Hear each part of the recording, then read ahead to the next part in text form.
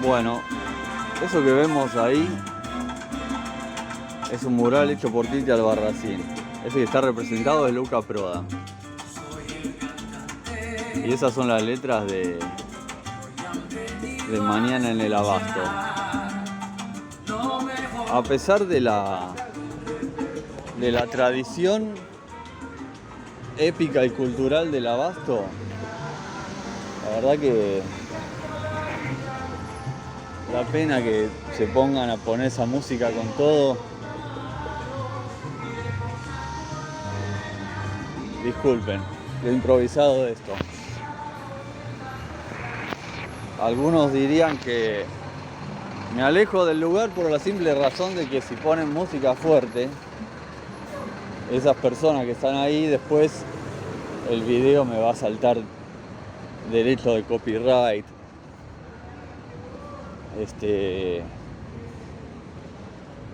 Esas cosas me indignan.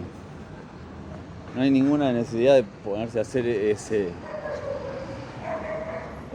bueno.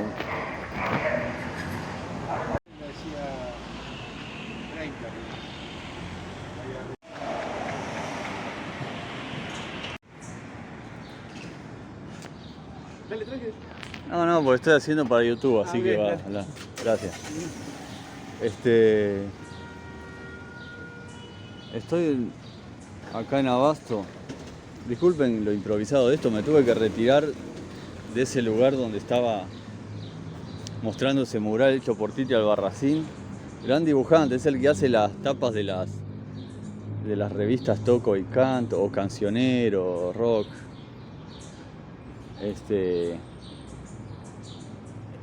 Y bueno, lamentablemente unos impresentables que estaban ahí para hacer demostración de poder en una camioneta ahí, pusieron esa música a todo volumen. Me pareció una falta de respeto, me pareció que fue un poco deliberado ahí, porque yo estaba tratando de documentar. Pero bueno, es así. Y acá hay otro mural, yo cuando veía esto me preguntaba si este enigmático personaje que se ve ahí será Luca. Un poco menos logrado, no quiero ser crítico. Pero bueno, estamos en el barrio, uno de los barrios de Luca Prodan. Yo decía que Mañana en el Abasto tiene un valor importante, porque a pesar de que el Abasto, es un barrio íntimamente ligado a lo cultural, sin embargo no tuvo su canción, su poesía propia hasta muchos años después de que Gardel desapareciera. Gardel murió en 1935, habitaba estos lugares y frecuentaba fuertemente alrededor de los años 20, y recién en 1987, antes de su desaparición, Luca Prodan, en su tercer disco oficial, graba Mañana en el Abasto. Y si voy a hablar de Luca Prodan, es porque tiene una doble importancia. No solo como aporte a lo que sería el bien o mal llamado rock nacional, también tiene una línea de vida bastante interesante.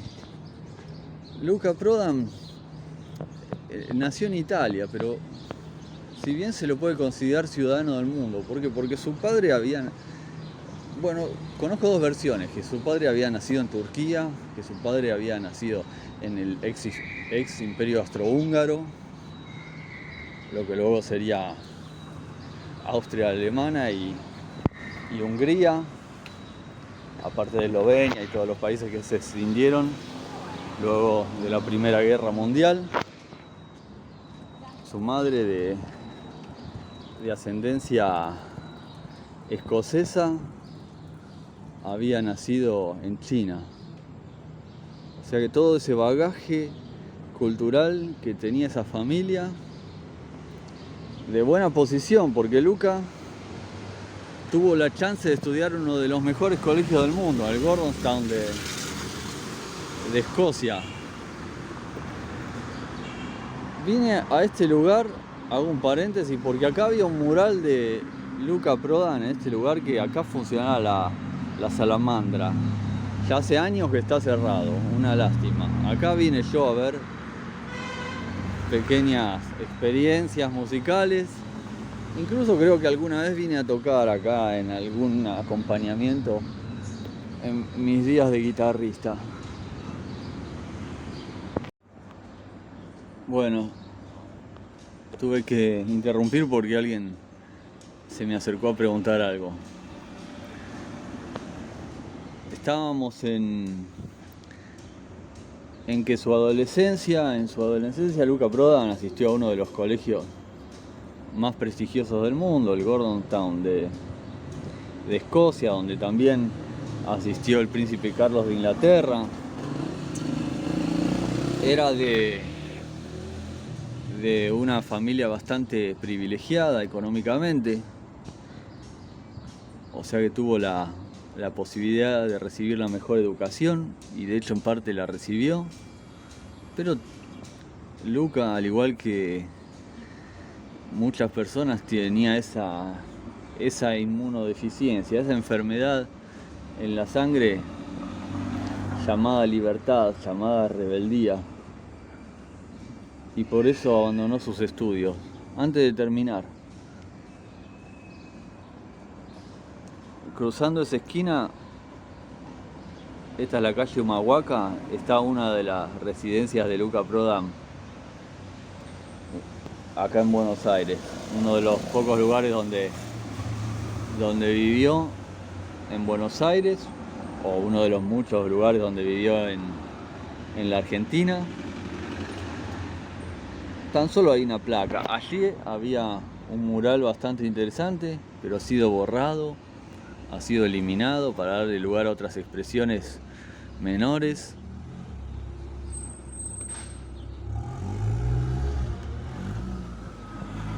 Y bueno,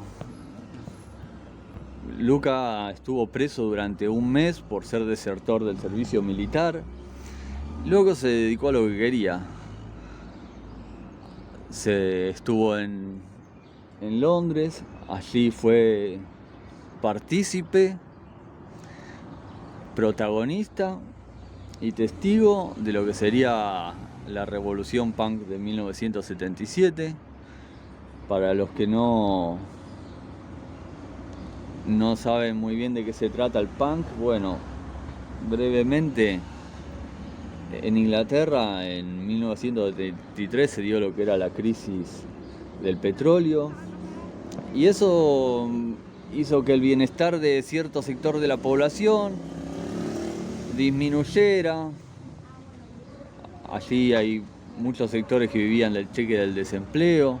Todas esas ilusiones pregonadas de grandeza de una de las naciones más poderosas del mundo se convirtieron en desencanto.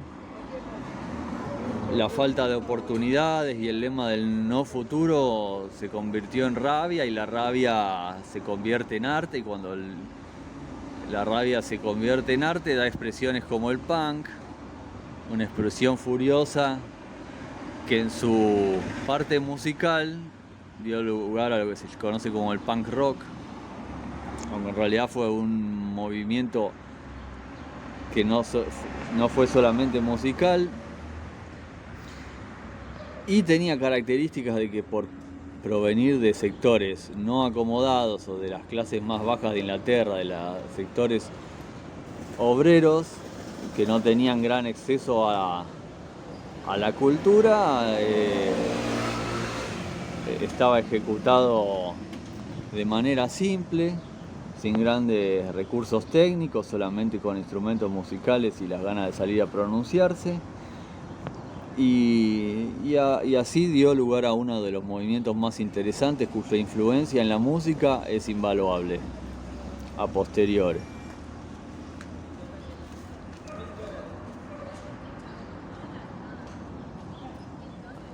Por supuesto, Luca en su derrotero artístico allá en Inglaterra no tardó en caer en las adicciones. La heroína ya estaba totalmente diseminada por toda Europa y Luca no tardó en caer en esas adicciones. Hasta que, bueno, la salvación momentánea llegó en forma de una postal, más exactamente en forma de una foto. Su amigo y compañero de Gordonstown, Timmy McKern, le mandó una foto desde Argentina, en las sierras de Córdoba. En esa foto se dice que estaba con su familia y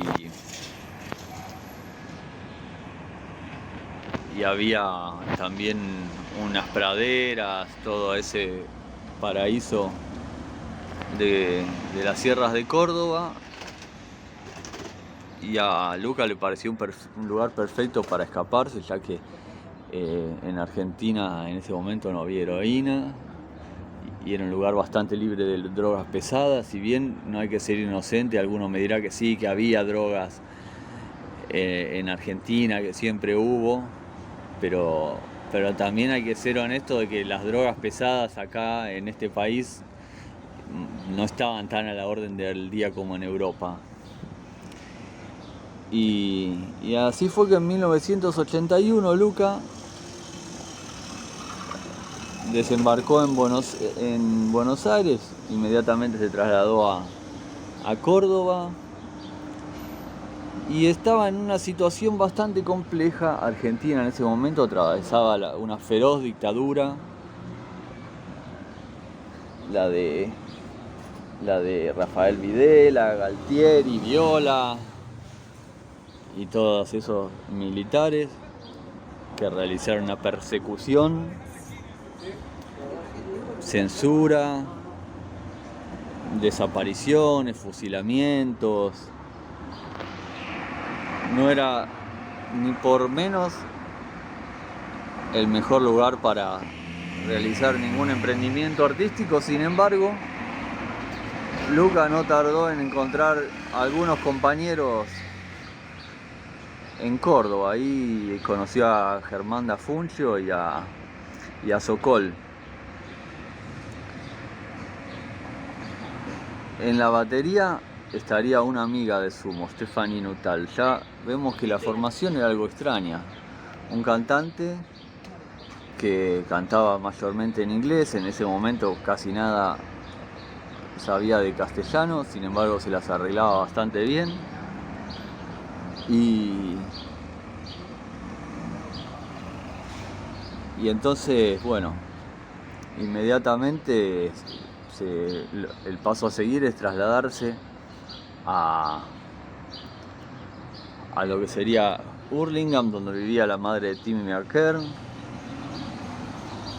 y así serían las primeras incursiones musicales de Luca Prodan en Argentina. Al poco vendría la guerra de Malvinas, las prohibiciones para la música en inglés, todo lo que tenía que ver con Inglaterra era censurado, o sea que su baterista inglesa, Stefanie Nuttall, inmediatamente abandona el país ante ese clima adverso. Y luego vendría la caída de esa dictadura, luego del fracaso de la contienda malvinista, el descrédito de las fuerzas armadas, se llamaría elecciones, el advenimiento de la democracia y esa primera primavera democrática. Florecerían muchos grupos que estaban ahí, digamos, en las sombras, los abuelos de la nada, Virus, Violadores. Un momento bastante interesante con los twists, ¿no? Y Sumo. El primer cassette que graban era independiente, se distribuía prácticamente de mano en mano y se llamaba Corpiños en la madrugada. Y lo que sucedía con Sumo es que, bueno, era una banda compleja, ya su cantante era pelado, algo bastante atípico. Dominaba bastante bien el tema de las voces, pero no era un cantante de esos que cantan con la voz aguda. Tenía su registro muy particular. Después todo el bagaje conceptual que traía de haber estado en Inglaterra, compartiendo juergas con los Sex Pistols. Y Argentina en algún sentido estaba un poco atrasado en ese sentido. Todavía la influencia fundamental acá seguían siendo los Beatles. ¿Para allá? Sí. Y si bien las cortinas empezaban a levantarse, todavía las músicas que llegaban de afuera no era tan sencillo todo.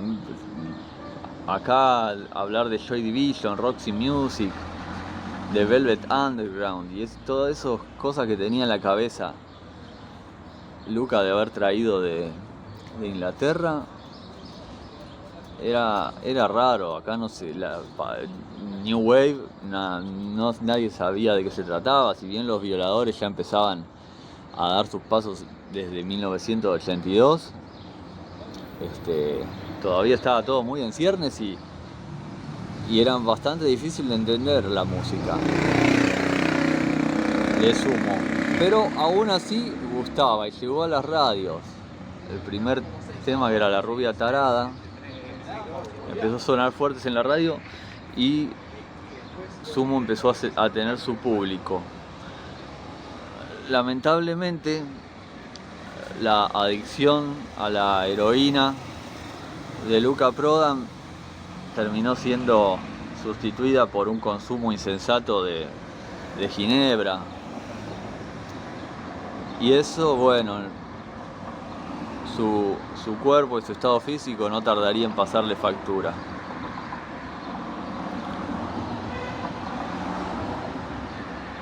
Grabó 3 discos oficiales, aparte de ese cassette primitivo que se llamó Corpiños en la Madrugada, y creo que era Divididos por la Felicidad, obvia alusión a Joy Division, esa interesante banda de Ian Curtis. Llegando los Monos y After Chabón. 7 años duró el paso de Luca por estas tierras. Y 22 de diciembre de 1987, ya con su salud muy deteriorada, Luca vivía en San Telmo, a pesar de la trascendencia de Sumo y que tenía cierta convocatoria. La verdad es que vivía en un estado totalmente despojado, Luca, a quien se lo podía ver como un vagabundo en las calles comiendo una mandarina en cualquier plaza, vestido en harapos, y vivía en una pensión que ni siquiera tenía agua caliente. Vivía por y para el arte. Y así es que Luca es encontrado muerto de una cirrosis,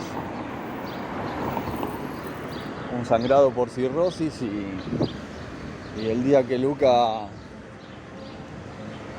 dejó de existir, empezó a existir el mito. Las leyendas de Luca vive en las calles de Buenos Aires, las pintadas, las remeras. Creció muchísimo la banda.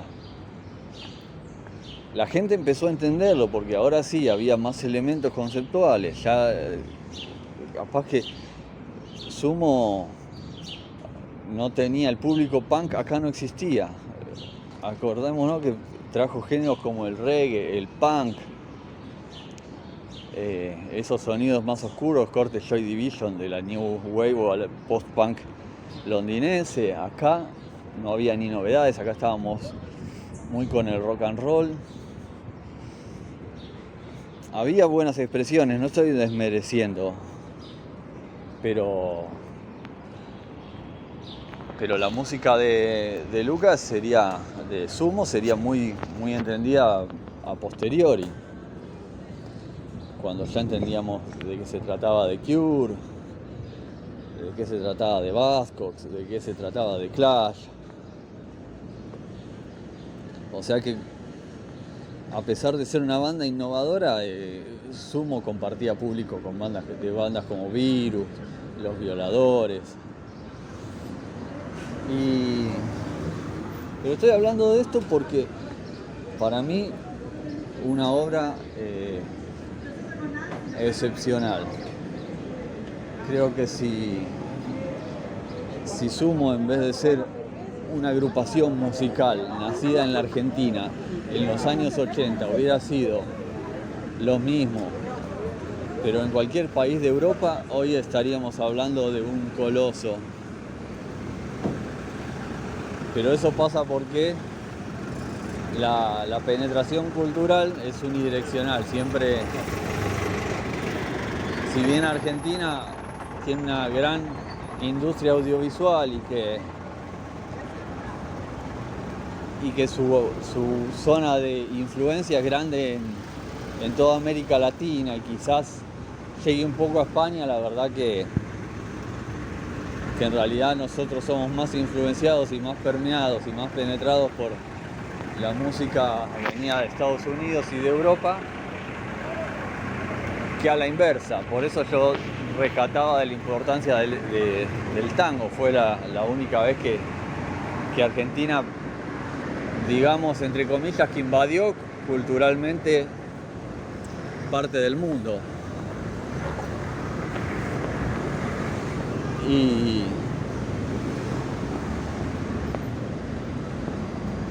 Y bueno, ya vamos llegando al final de esta cronología. Lamentablemente, Lucas ya, algunos dicen que presagiaba su muerte cuando, por ejemplo, acá estamos en la estación Carlos Gardel, decía estación Carlos Gardel, yo me alejo más del cielo y yo me alejo más del suelo también. Esas fueron las frases que según mucha gente, bueno, vaticinaban lo que sucedería, que ya era una muerte bastante anunciada, porque el deterioro físico y también un poco mental de Luca era bastante irreversible. Pero bueno, esta fue la historia de Luca. Me gustaría hacer este video nuevamente en una forma un poco mejor, porque lamentablemente vieron que me acerqué a ese mural que yo un poco valoro, pero estaba esa gente ahí molestando, compartiendo su música sin que yo haya querido compartir nada, pero bueno. Y bueno, mi nombre es Nahuel Blanco Insúa, ya muchos lo saben. Este canal por el momento se llama Zona 11 y subo videos como este regularmente, así que si alguien se quiere sumar, yo estoy celebrando que somos 200 personas, 200 suscriptores, que para una propuesta tan mínima y despojada como esta me parece que es bastante. Y bueno, muchas gracias por ver este video.